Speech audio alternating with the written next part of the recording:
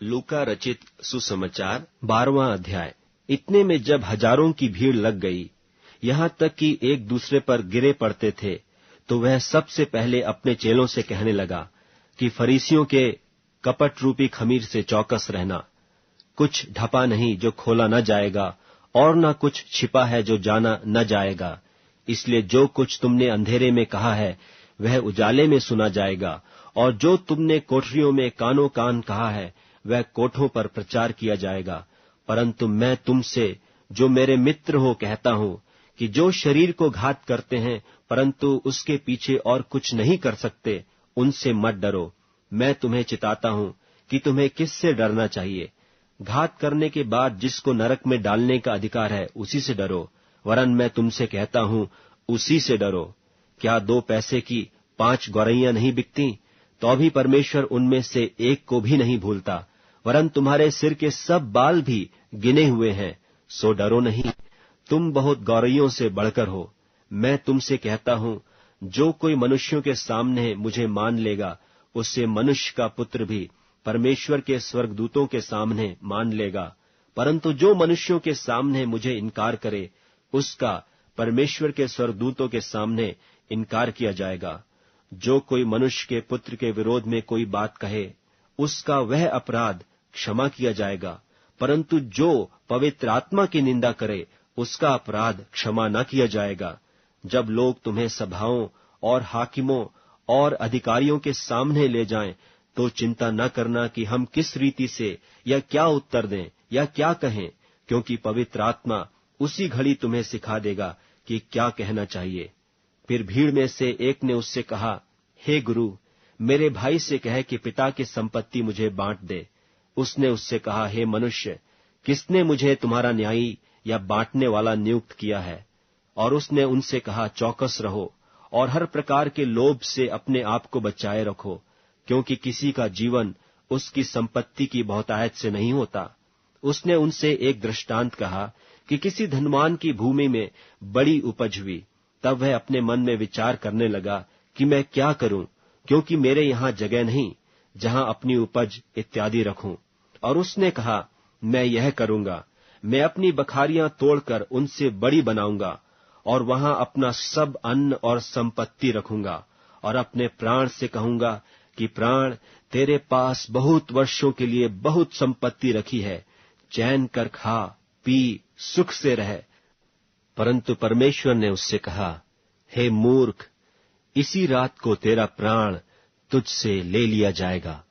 तब जो कुछ तूने इकट्ठा किया है वह किसका होगा?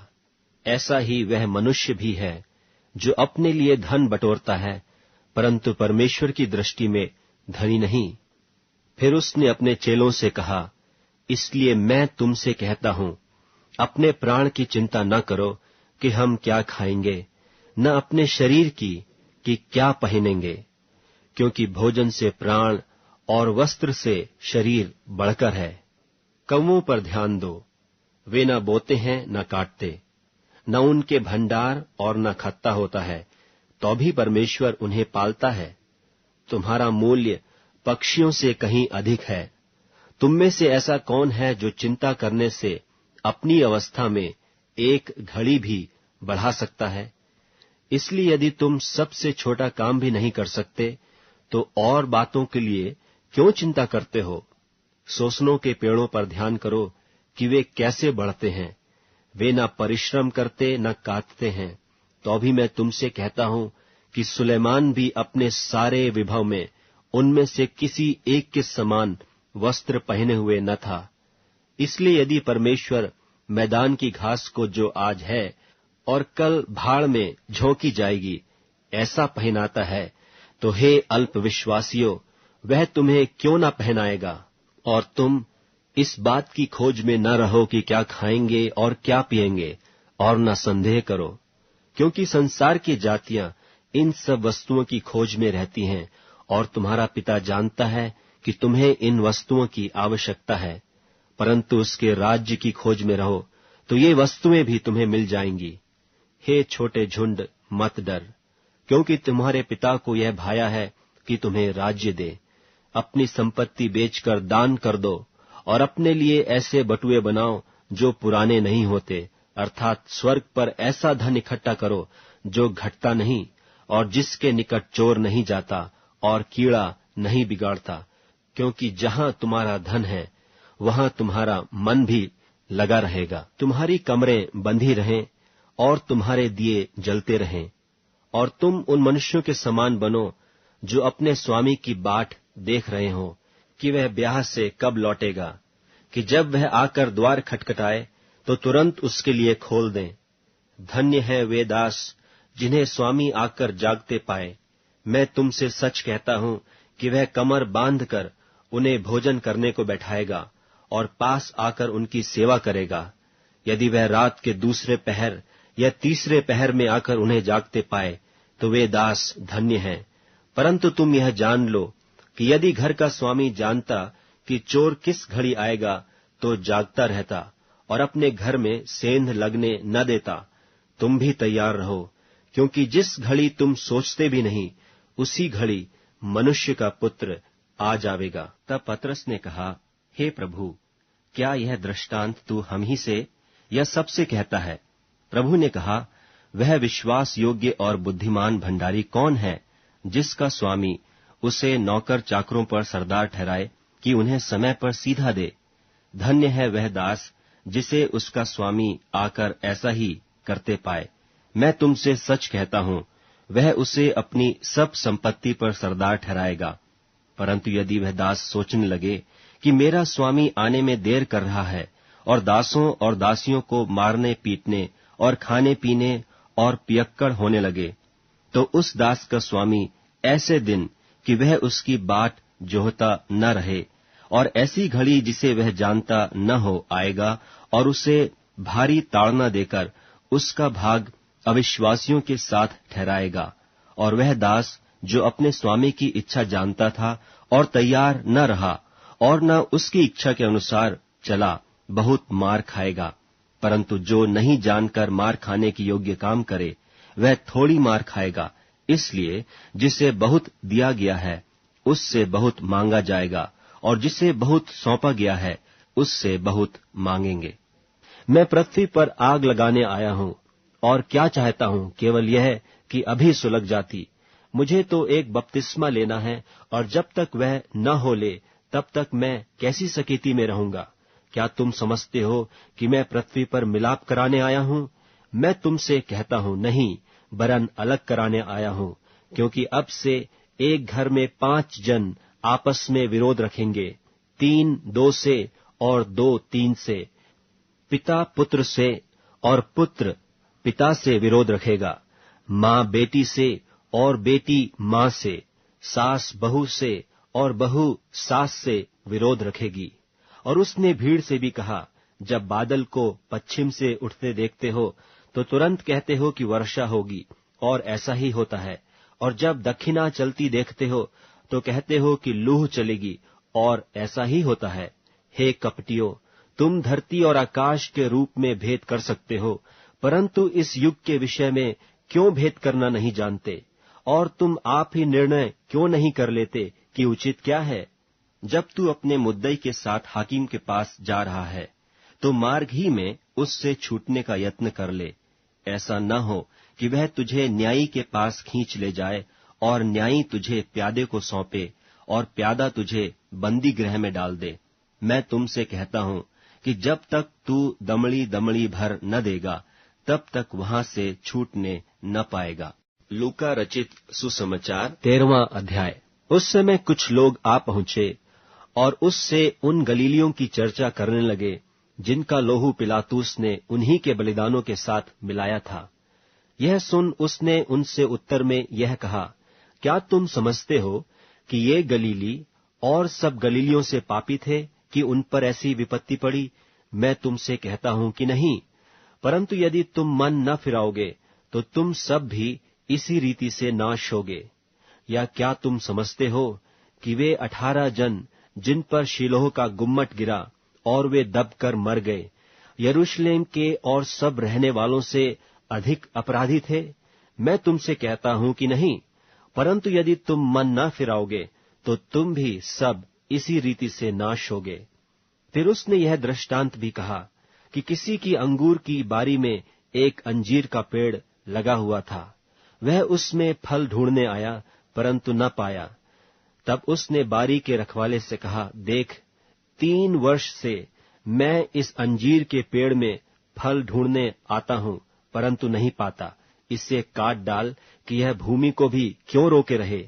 उसने उसको उत्तर दिया कि हे स्वामी, इसे इस वर्ष तो और रहने दे कि मैं इसके चारों ओर खोदकर खाद डालूं, सो आगे को फले तो भला, नहीं तो उसे काट डालना। सब्त के दिन वह एक आराधनालय में उपदेश कर रहा था, और देखो, एक स्त्री थी जिसे 18 वर्ष से एक दुर्बल करने वाली दुष्टात्मा लगी थी, और वह कुबड़ी हो गई थी और किसी रीति से सीधी नहीं हो सकती थी। यीशु ने उसे देखकर बुलाया और कहा, हे नारी, तू अपनी दुर्बलता से छूट गई। तब उसने उस पर हाथ रखे और वह तुरंत सीधी हो गई और परमेश्वर की बड़ाई करने लगी। इसलिए कि यीशु ने सब्त के दिन उसे अच्छा किया था, आराधनालय का सरदार रिसिया कर लोगों से कहने लगा, 6 दिन हैं जिनमें काम करना चाहिए, सो उन्हीं दिनों में आकर चंगे हो, परंतु सब्त के दिन में नहीं। यह सुनकर प्रभु ने उत्तर देकर कहा, हे कपटियों, क्या सब्त के दिन तुम में से हर एक अपने बैल या गधे को थान से खोलकर पानी पिलाने नहीं ले जाता? और क्या उचित न था कि यह स्त्री जो इब्राहिम की बेटी है, जिसे शैतान ने 18 वर्ष से बांध रखा था, सब्त के दिन इस बंधन से छुड़ाई जाती? जब उसने ये बातें कहीं तो उसके सब विरोधी लज्जित हो गए, और सारी भीड़ उन महिमा के कामों से जो वह करता था आनंदित हुई। फिर उसने कहा, परमेश्वर का राज्य किसके समान है, और मैं उसकी उपमा किससे दूं? वह राई के एक दाने के समान है, जिसे किसी मनुष्य ने लेकर अपनी बारी में बोया, और वह बढ़कर पेड़ हो गया, और आकाश के पक्षियों ने उसकी डालियों पर बसेरा किया। उसने फिर कहा, मैं परमेश्वर के राज्य की उपमा किससे दूं? वह खमीर के समान है, जिसको किसी स्त्री ने लेकर 3 पसेरी आटे में मिलाया, और होते होते सब आटा खमीर हो गया। वह नगर नगर और गांव गांव होकर उपदेश करता हुआ यरूशलेम की ओर जा रहा था, और किसी ने उससे पूछा, हे प्रभु, क्या उद्धार पाने वाले थोड़े हैं? उसने उनसे कहा, सकेत द्वार से प्रवेश करने का यत्न करो, क्योंकि मैं तुमसे कहता हूं कि बहुतेरे प्रवेश करना चाहेंगे और न कर सकेंगे। जब घर का स्वामी उठकर द्वार बंद कर चुका हो, और तुम बाहर खड़े हुए द्वार खटखटाकर कहने लगो, हे प्रभु, हमारे लिए खोल दे, और वह उत्तर दे कि मैं तुम्हें नहीं जानता, तुम कहाँ के हो? तब तुम कहने लगोगे कि हमने तेरे सामने खाया पिया, और तूने हमारे बाजारों में उपदेश किया। परंतु वह कहेगा, मैं तुमसे कहता हूं, मैं नहीं जानता, तुम कहाँ से हो? हे कुकर्म करने वालों, तुम सब मुझसे दूर हो।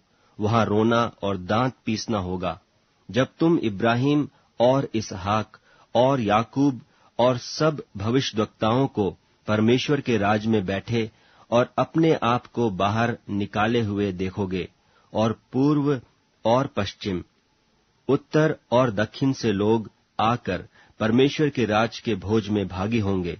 और देखो, कितने पिछले हैं वे प्रथम होंगे, और कितने जो प्रथम हैं वे पिछले होंगे। उसी घड़ी कितने फरीसियों ने आकर उससे कहा, यहां से निकलकर चला जा, क्योंकि हेरोदेस तुझे मार डालना चाहता है। उसने उनसे कहा, जाकर उस लोमड़ी से कह दो कि देख, मैं आज और कल दुष्टात्माओं को निकालता और बीमारों को चंगा करता हूं, और तीसरे दिन पूरा करूंगा। तो भी मुझे आज और कल और परसों चलना अवश्य है, क्योंकि हो नहीं सकता कि कोई भविष्यद्वक्ता यरूशलेम के बाहर मारा जाए।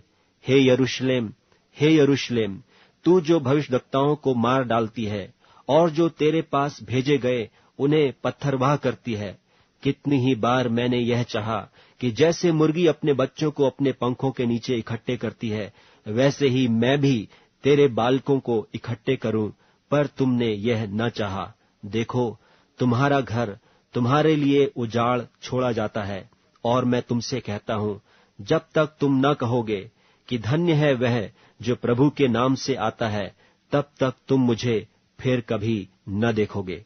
लूका रचित सुसमाचार 14वां अध्याय। फिर वह सब्त के दिन फरीसियों के सरदारों में से किसी के घर में रोटी खाने गया, और वे उसकी घात में थे। और देखो, एक मनुष्य उसके सामने था जिसे जलंधर का रोग था। इस पर यीशु ने व्यवस्थापकों और फरीसियों से कहा, क्या सब्त के दिन अच्छा करना उचित है कि नहीं? परंतु वे चुपचाप रहे।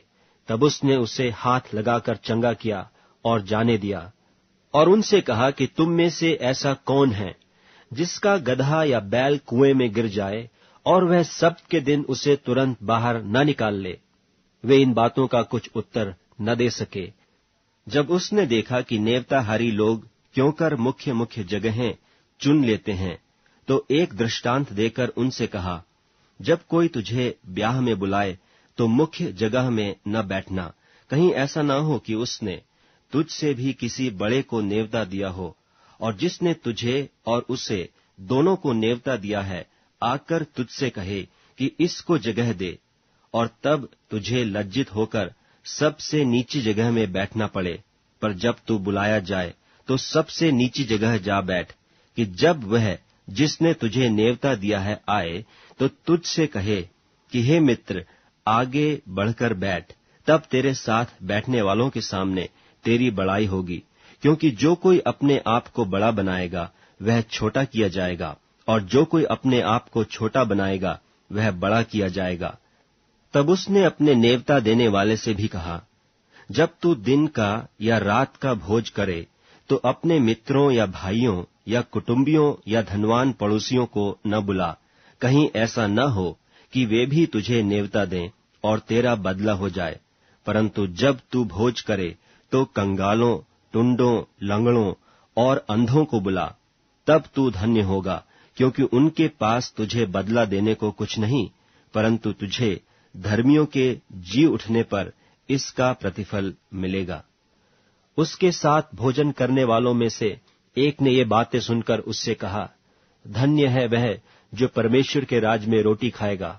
उसने उससे कहा, किसी मनुष्य ने बड़ी जेवनार की और बहुतों को बुलाया। जब भोजन तैयार हो गया तो उसने अपने दास के हाथ नेवताहारियों को कहला भेजा कि आओ, अब भोजन तैयार है। पर वे सब के सब क्षमा मांगने लगे। पहले ने उससे कहा, मैंने खेत मोल लिया है और अवश्य है कि उसे देखूं। मैं तुझसे विनती करता हूं, मुझे क्षमा करा दे।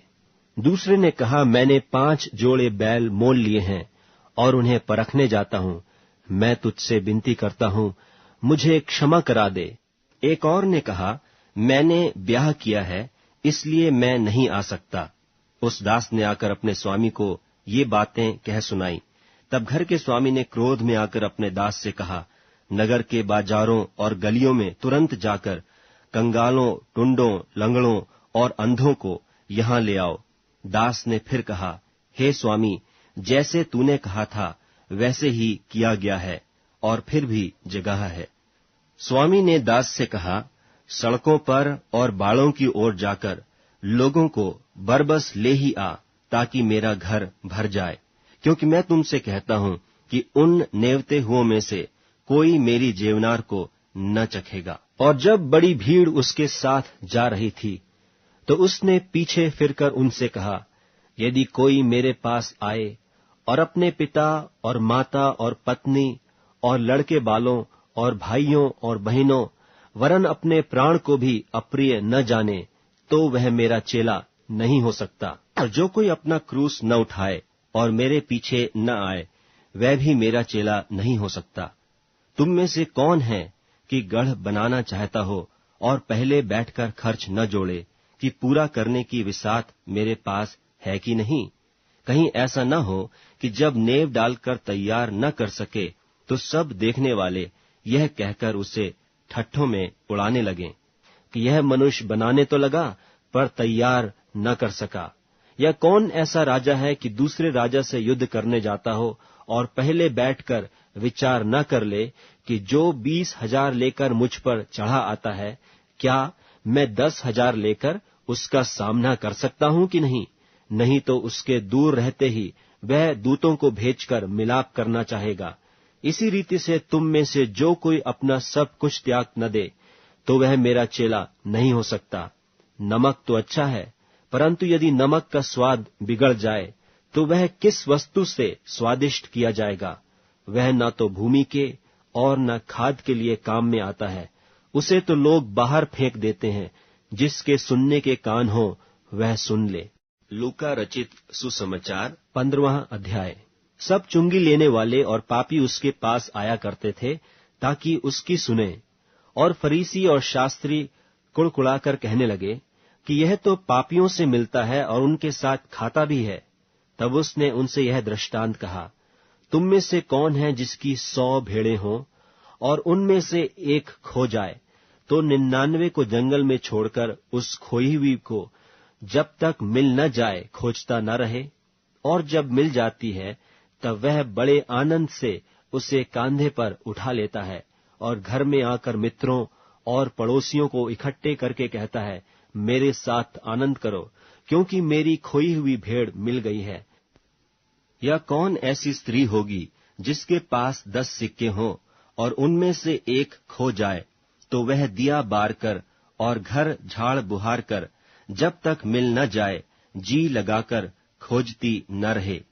और जब मिल जाता है तो वह अपने सखियों और पड़ोसिनियों को इकट्ठी करके कहती है कि मेरे साथ आनंद करो, क्योंकि मेरा खोया हुआ सिक्का मिल गया है। मैं तुमसे कहता हूं कि इसी रीति से एक मन फिराने वाले पापी के विषय में परमेश्वर के स्वर्गदूतों के सामने आनंद होता है। फिर उसने कहा, किसी मनुष्य के 2 पुत्र थे।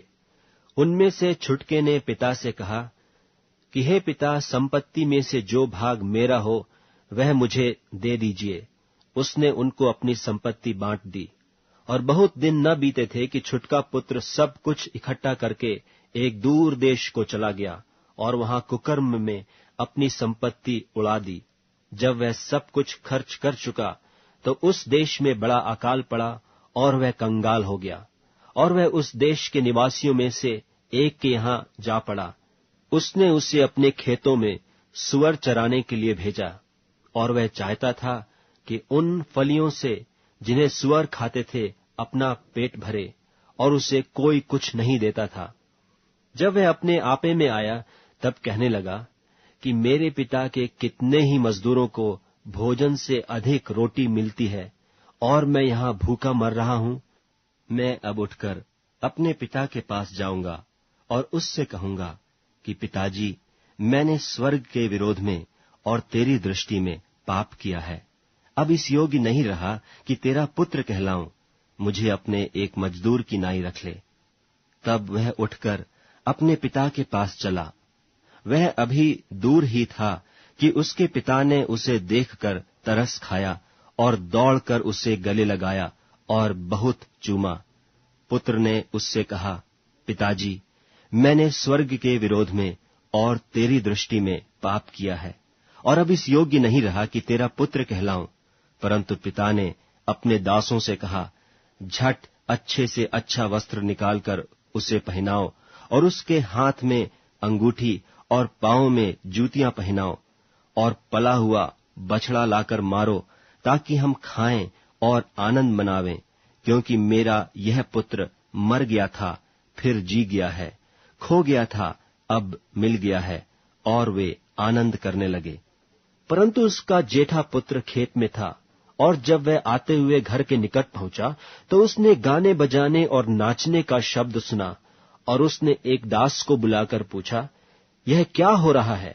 उसने उससे कहा, तेरा भाई आया है और तेरे पिता ने पला हुआ बछड़ा कटवाया है, इसलिए कि उसे भला चंगा पाया है। यह सुनकर वह क्रोध से भर गया और भीतर जाना न चाहा, परंतु उसका पिता बाहर आकर उसे मनाने लगा। उसने पिता को उत्तर दिया कि देख, मैं इतने वर्ष से तेरी सेवा कर रहा हूं और कभी भी तेरी आज्ञा नहीं टाली, तो भी तूने मुझे कभी एक बकरी का बच्चा भी न दिया कि मैं अपने मित्रों के साथ आनंद करता। परंतु जब तेरा यह पुत्र, जिसने तेरी संपत्ति वेश्याओं में उड़ा दी है, आया, तो उसके लिए तूने पला हुआ बछड़ा कटवाया। उसने उससे कहा, पुत्र, तू सर्वदा मेरे साथ है और जो कुछ मेरा है वह सब तेरा ही है। परंतु अब आनंद करना और मगन होना चाहिए, क्योंकि यह तेरा भाई मर गया था, फिर जी गया है, खो गया था, अब मिल गया है। लूका रचित सुसमाचार 16वां अध्याय। फिर उसने चेलों से भी कहा, किसी धनवान का एक भंडारी था, और लोगों ने उसके सामने उस पर यह दोष लगाया कि यह तेरी सब संपत्ति उड़ाए देता है। सो उसने उसे बुलाकर कहा, यह क्या है जो मैं तेरे विषय में सुन रहा हूं? अपने भंडारीपन का लेखा दे, क्योंकि तू आगे को भंडारी नहीं रह सकता। तब भंडारी सोचने लगा कि अब मैं क्या करूं, क्योंकि मेरा स्वामी अब भंडारी का काम मुझसे छीन ले रहा है। मिट्टी तो मुझसे खोदी नहीं जाती, और भीख मांगने से मुझे लज्जा आती है। मैं समझ गया कि क्या करूंगा, ताकि जब मैं भंडारी के काम से छुड़ाया जाऊं तो लोग मुझे अपने घरों में ले लें। और उसने अपने स्वामी के देनदारों में से एक को बुलाकर पहले से पूछा कि तुझ पर मेरे स्वामी का क्या आता है? उसने कहा, 100 मन तेल। तब उसने उससे कहा कि अपनी खाता बही ले और बैठकर तुरंत 50 लिख दे। फिर दूसरे से पूछा, तुझ पर क्या आता है? उसने कहा, 100 मन गेहूं। तब उसने उससे कहा, अपनी खाता बही लेकर 80 लिख दे।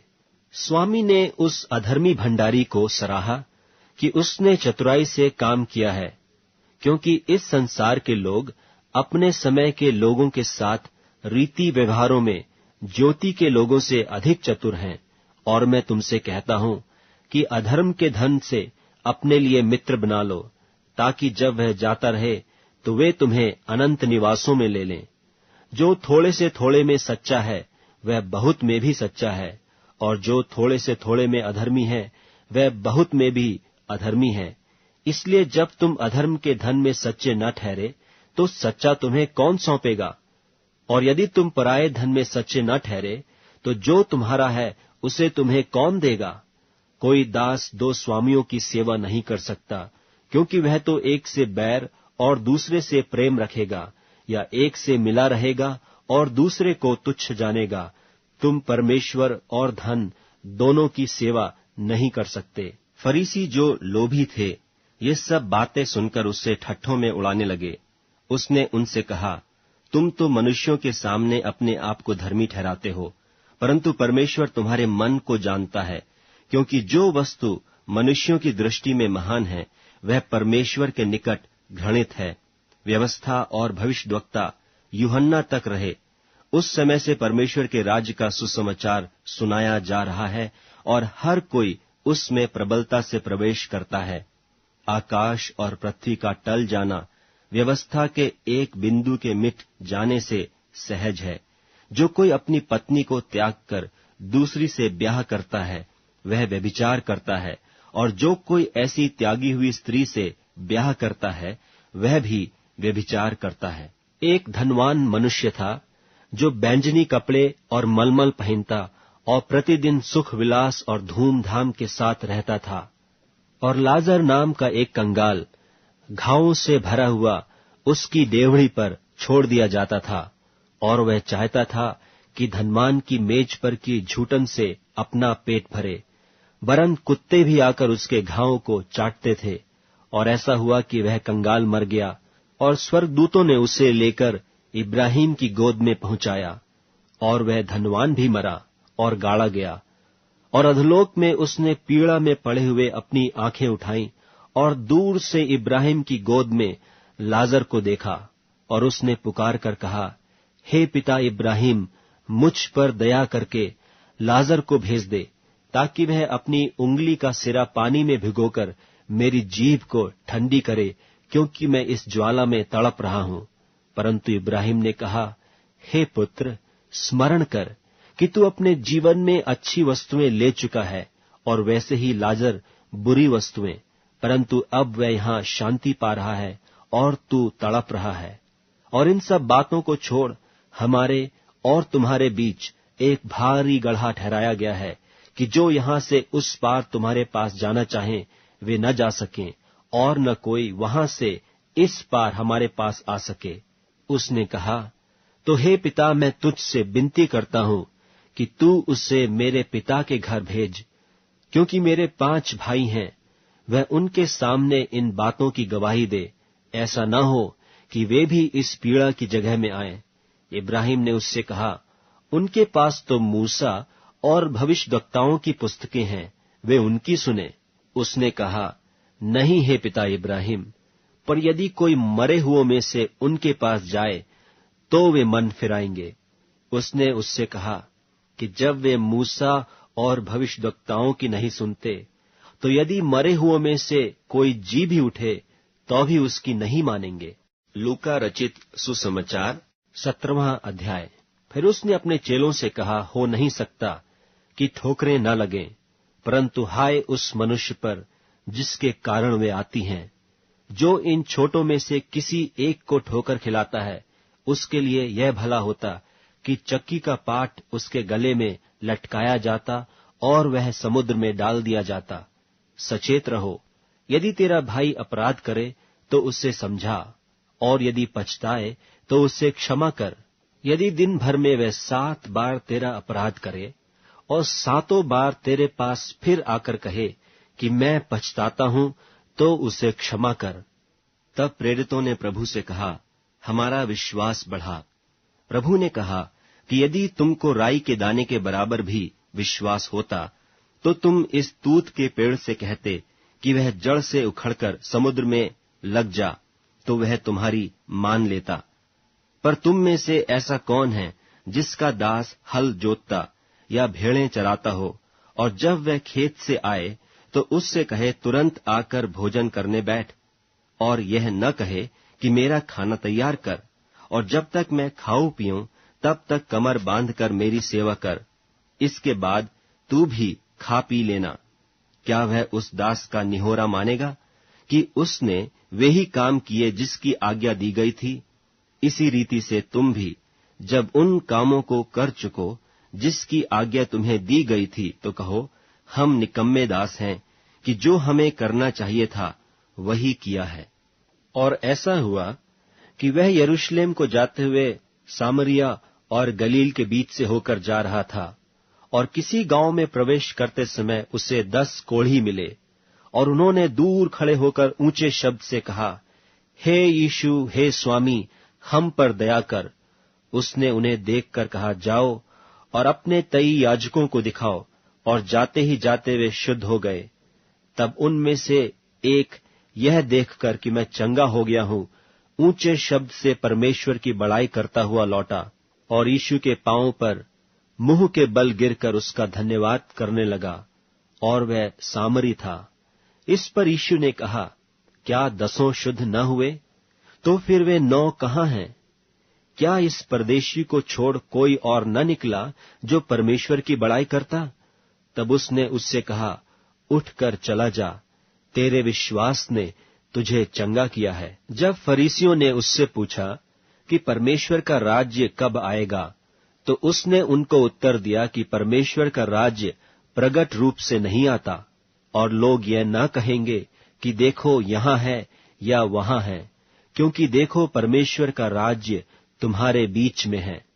और उसने चेलों से कहा, वे दिन आएंगे जिसमें तुम मनुष्य के पुत्र के दिनों में से एक दिन को देखना चाहोगे और नहीं देखने पाओगे। लोग तुमसे कहेंगे, देखो वहाँ है, या देखो यहाँ है, परंतु तुम चले न जाना और न उनके पीछे हो लेना।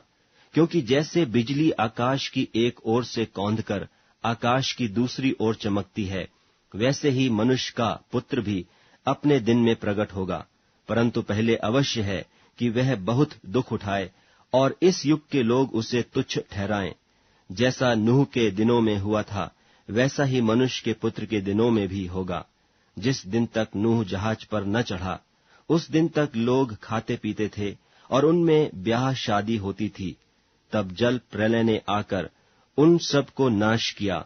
और जैसा लूत के दिनों में हुआ था कि लोग खाते पीते, लेन देन करते, पेड़ लगाते और घर बनाते थे, परंतु जिस दिन लूत सदोम से निकला, उस दिन आग और गंधक आकाश से बरसी और सबको नाश कर दिया। मनुष्य के पुत्र के प्रकट होने के दिन भी ऐसा ही होगा। उस दिन जो कोठे पर हों, और उसका सामान घर में हो, वह उसे लेने को न उतरे, और वैसे ही जो खेत में हो वह पीछे न लौटे। लूत की पत्नी को स्मरण रखो, जो कोई अपना प्राण बचाना चाहे वह उसे खोएगा, और जो कोई उसे खोए वह उसे जीवित रखेगा। मैं तुमसे कहता हूं, उस रात 2 मनुष्य एक खाट पर होंगे, एक ले लिया जाएगा और दूसरा छोड़ दिया जाएगा। 2 स्त्रियां एक साथ चक्की पीसती होंगी, एक ले ली जाएगी और दूसरी छोड़ दी जाएगी। 2 जन खेत में होंगे, एक ले लिया जाएगा और दूसरा छोड़ दिया जाएगा। यह सुन उन्होंने उससे पूछा, हे प्रभु, यह कहाँ होगा? उसने उनसे कहा, जहाँ लोथ है वहाँ गिद्ध इकट्ठे होंगे। लूका रचित सुसमाचार 18वां अध्याय। फिर उसने इसके विषय में कि नित्य प्रार्थना करना और हियाव न छोड़ना चाहिए, उनसे यह दृष्टांत कहा कि किसी नगर में एक न्यायी रहता था, जो न परमेश्वर से डरता था और न किसी मनुष्य की परवाह करता था। और उसी नगर में एक विधवा भी रहती थी, जो उसके पास आकर कहा करती थी कि मेरा न्याय चुकाकर मुझे मुद्दई से बचा। उसने कितने समय तक तो न माना, परंतु अंत में मन में विचार कर कहा, यद्यपि मैं न परमेश्वर से डरता और न मनुष्यों की कुछ परवाह करता हूं, तो भी यह विधवा मुझे सताती रहती है, इसलिए मैं उसका न्याय चुकाऊंगा। कहीं ऐसा न हो कि घड़ी घड़ी आकर अंत को मेरी नाक में दम करे। प्रभु ने कहा, सुनो कि यह अधर्मी न्यायी क्या कहता है।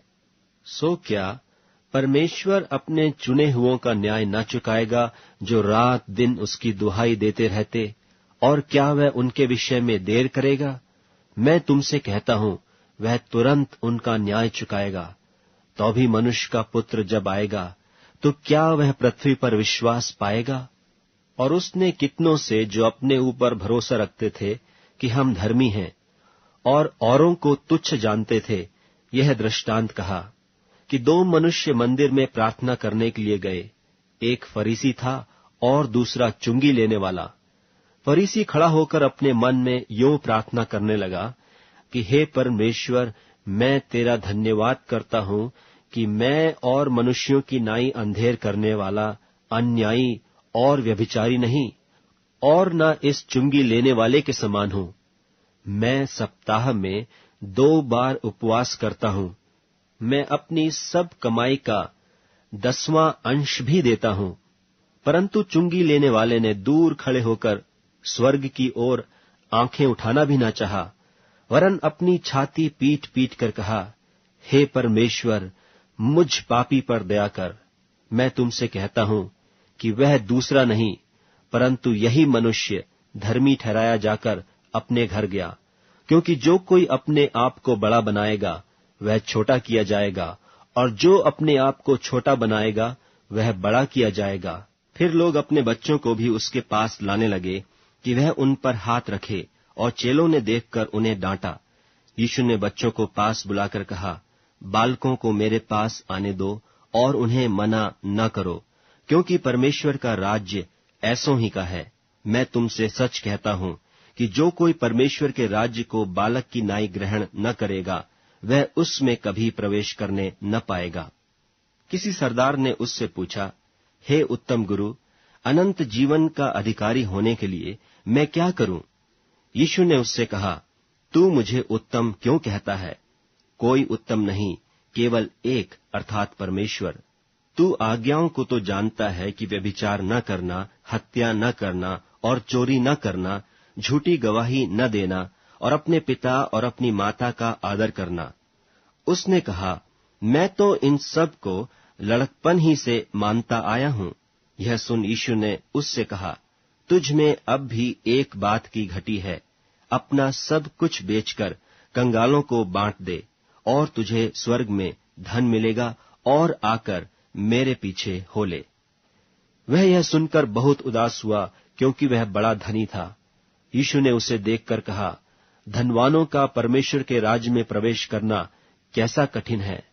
परमेश्वर के राज्य में धनवान के प्रवेश करने से ऊंट का सुई के नाके में से निकल जाना सहज है। और सुनने वालों ने कहा, तो फिर किसका उद्धार हो सकता है? उसने कहा, जो मनुष्य से नहीं हो सकता वह परमेश्वर से हो सकता है। पतरस ने कहा, देख, हम तो घर बार छोड़कर तेरे पीछे हो लिए हैं। उसने उनसे कहा, मैं तुमसे सच कहता हूं कि ऐसा कोई नहीं जिसने परमेश्वर के राज्य के लिए घर या पत्नी या भाइयों या माता पिता या लड़के बालों को छोड़ दिया हो और इस समय कई गुणा अधिक न पाए और परलोक में अनंत जीवन।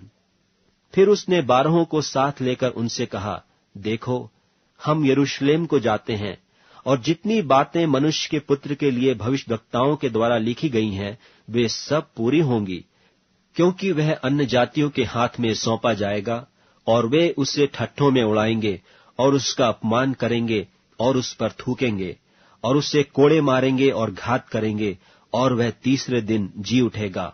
और उन्होंने इन बातों में से कोई बात न समझी और यह बात उनसे छिपी रही और जो कहा गया था वह उनकी समझ में न आया। जब वह यरीहो के निकट पहुंचा तो एक अंधा सड़क के किनारे बैठा हुआ भीख मांग रहा था और वह भीड़ के चलने की आहट सुनकर पूछने लगा, यह क्या हो रहा है? उन्होंने उसको बताया कि यीशु नासरी जा रहा है। तब उसने पुकार के कहा, हे यीशु, दाऊद की संतान, मुझ पर दया कर। जो आगे जाते थे वे उसे डांटने लगे कि चुप रहे, परंतु वह और भी चिल्लाने लगा कि हे दाऊद की संतान, मुझ पर दया कर। तब यीशु ने खड़े होकर आज्ञा दी कि उसे मेरे पास लाओ, और जब वह निकट आया तो उसने उससे यह पूछा, तू क्या चाहता है कि मैं तेरे लिए करूं? उसने कहा, हे प्रभु, यह कि मैं देखने लगूं। यीशु ने उससे कहा, देखने लग, तेरे विश्वास ने तुझे अच्छा कर दिया है। और वह तुरंत देखने लगा और परमेश्वर की बड़ाई करता हुआ उसके पीछे हो लिया और सब लोगों ने देखकर परमेश्वर की स्तुति की। लूका रचित सुसमाचार 19वां अध्याय। वह यरीहो में प्रवेश करके जा रहा था और देखो, जक्कई नाम एक मनुष्य था जो चुंगी लेने वालों का सरदार और धनी था।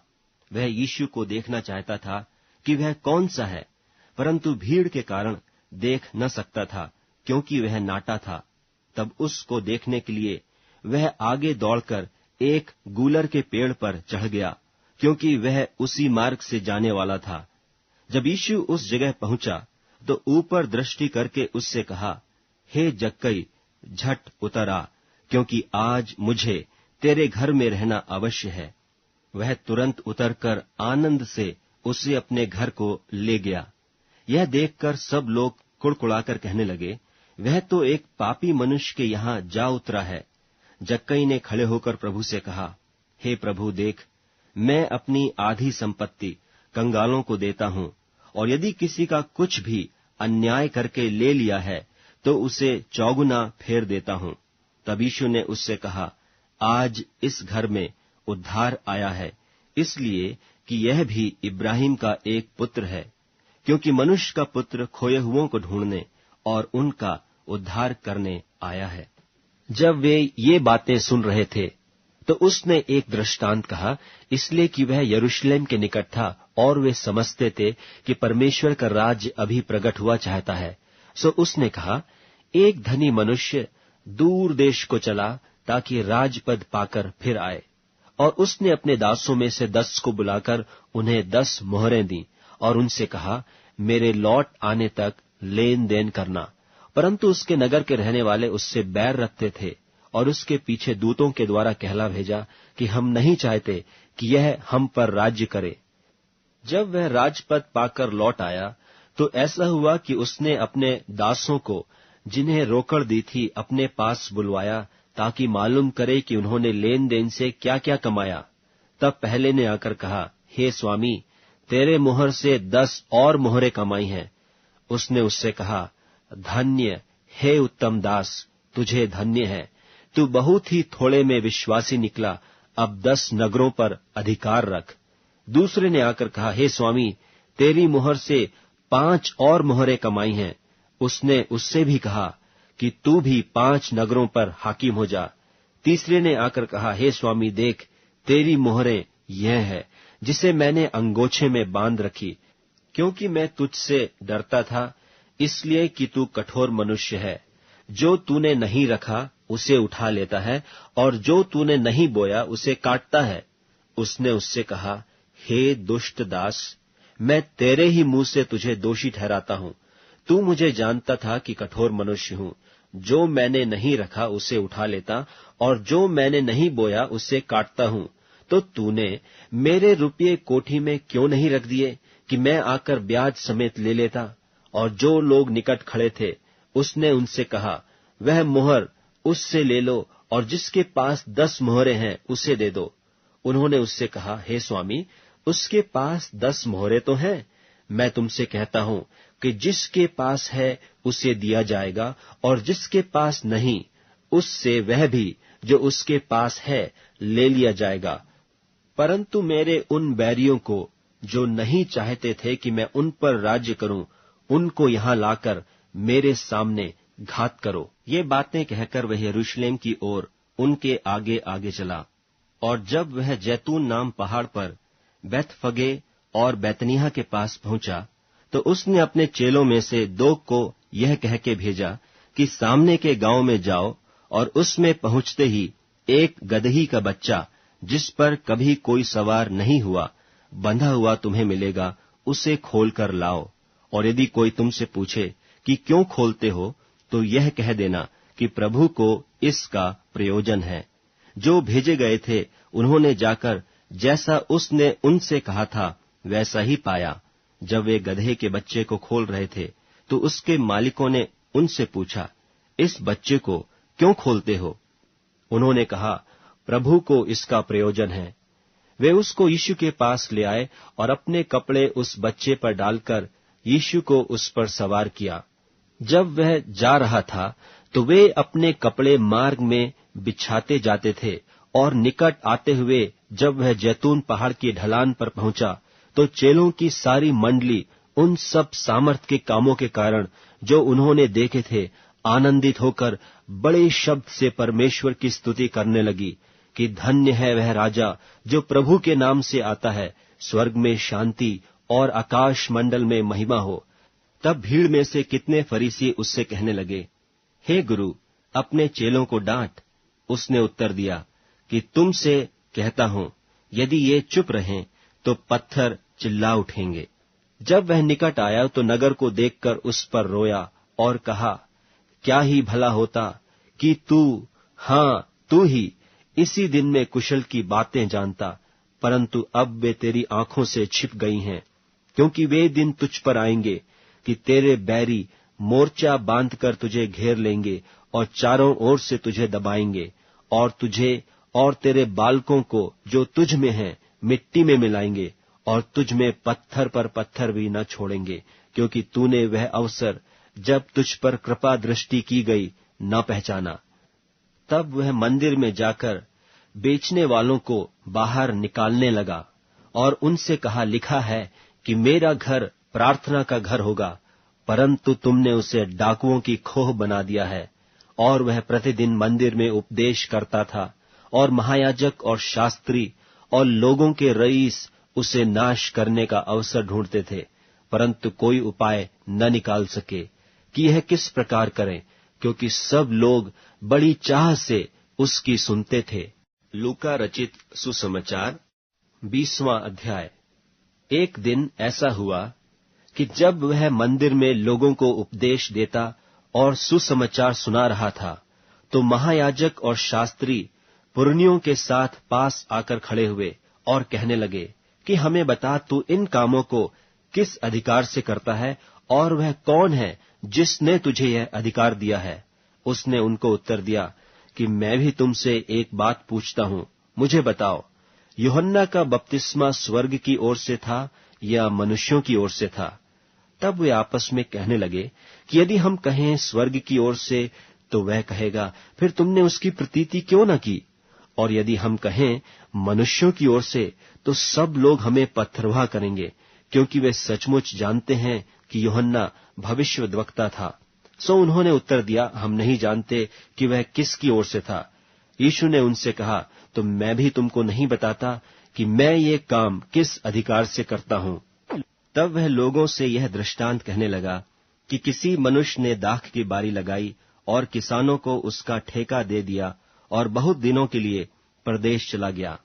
समय पर उसने किसानों के पास एक दास को भेजा कि वे दाख की बारी के कुछ फलों का भाग उसे दें, पर किसानों ने उसे पीटकर छूछे हाथ लौटा दिया। फिर उसने एक और दास को भेजा और उन्होंने उसे भी पीटकर और उसका अपमान करके छूछे हाथ लौटा दिया। फिर उसने तीसरा भेजा और उन्होंने उसे भी घायल करके निकाल दिया। तब दाख की बारी के स्वामी ने कहा, मैं क्या करूं?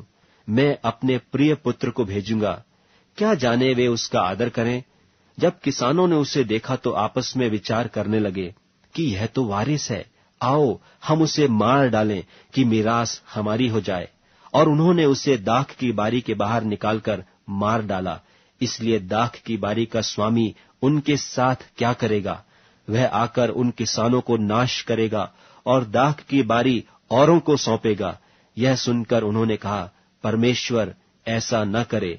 उसने उनकी ओर देखकर कहा, फिर यह क्या लिखा है कि जिस पत्थर को राजमिस्त्रियों ने निकम्मा ठहराया था, वही कोने का सिरा हो गया। जो कोई उस पत्थर पर गिरेगा वह चकनाचूर हो जाएगा, और जिस पर वह गिरेगा उसको पीस डालेगा। उसी घड़ी शास्त्रियों और महायाजकों ने उसे पकड़ना चाहा, क्योंकि समझ गए कि उसने हम पर यह दृष्टांत कहा, परंतु वे लोगों से डरे। और वे उसकी ताक में लगे और भेदिए भेजे कि धर्म का भेष धरकर उसकी कोई न कोई बात पकड़ें कि उसे हाकिम के हाथ और अधिकार में सौंप दें। उन्होंने उससे यह पूछा कि हे गुरु, हम जानते हैं कि तू ठीक कहता और सिखाता भी है और किसी का पक्षपात नहीं करता, वरन परमेश्वर का मार्ग सच्चाई से बताता है। क्या हमें कैसर को कर देना उचित है कि नहीं? उसने उनकी चतुराई को ताड़कर उनसे कहा, 1 दिनार मुझे दिखाओ, इस पर किसकी मूर्ति और नाम है? उन्होंने कहा, कैसर का। उसने उनसे कहा, तो जो कैसर का है वह कैसर को दो, और जो परमेश्वर का है वह परमेश्वर को दो। वे लोगों के सामने उस बात को पकड़ न सके, वरन उसके उत्तर से अचंभित होकर चुप रह गए। फिर सदूकी, जो कहते हैं कि मरे हुओं का जी उठना है ही नहीं, उनमें से कितनों ने उसके पास आकर पूछा कि हे गुरु, मूसा ने हमारे लिए यह लिखा है कि यदि किसी का भाई अपनी पत्नी के रहते हुए बिना संतान मर जाए, तो उसका भाई उसकी पत्नी को ब्याह ले और अपने भाई के लिए वंश उत्पन्न करे। सो 7 भाई थे। पहला भाई ब्याह करके बिना संतान मर गया। फिर दूसरे और तीसरे ने भी उस स्त्री को ब्याह लिया। इस रीति से 7 बिना संतान मर गए। सबके पीछे वह स्त्री भी मर गई। सो जी उठने पर वह उनमें से किसकी पत्नी होगी, क्योंकि वह 7 की पत्नी हो चुकी थी। यीशु ने उनसे कहा कि इस युग के संतानों में तो ब्याह शादी होती है, पर जो लोग इस योग्य ठहरेंगे कि उस युग को और मरे हुओं में से जी उठना प्राप्त करें, उनमें ब्याह शादी न होगी। वे फिर मरने के भी नहीं, क्योंकि वे स्वर्गदूतों के समान होंगे और जी उठने के संतान होने से परमेश्वर के भी संतान होंगे।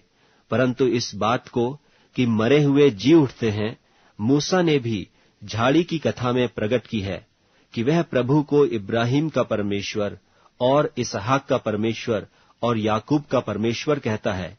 परमेश्वर तो मुर्दों का नहीं, परंतु जीवितों का परमेश्वर है, क्योंकि उसके निकट सब जीवित हैं। तब यह सुनकर शास्त्रियों में से कितनों ने यह कहा कि हे गुरु, तूने अच्छा कहा, और उन्हें फिर उससे कुछ और पूछने का हियाव न हुआ। फिर उसने उनसे पूछा, मसीह को दाऊद का संतान क्यों कर कहते हैं? दाऊद आप भजन संहिता की पुस्तक में कहता है कि प्रभु ने मेरे प्रभु से कहा, मेरे दहिने बैठ, जब तक कि मैं तेरे बैरियों को तेरे पांवों के तले न कर दूं। दाऊद तो उसे प्रभु कहता है, तो फिर वह उसकी संतान क्यों कर ठहरा? जब सब लोग सुन रहे थे तो उसने अपने चेलों से कहा, शास्त्रियों से चौकस रहो, जिनको लंबे लंबे वस्त्र पहने हुए फिरना भाता है, और जिन्हें बाजारों में नमस्कार और सभाओं में मुख्य आसन और जेवनारों में मुख्य स्थान प्रिय लगते हैं। वे विधवाओं के घर खा जाते हैं और दिखाने के लिए बड़ी देर तक प्रार्थना करते रहते हैं। ये बहुत ही दंड पाएंगे।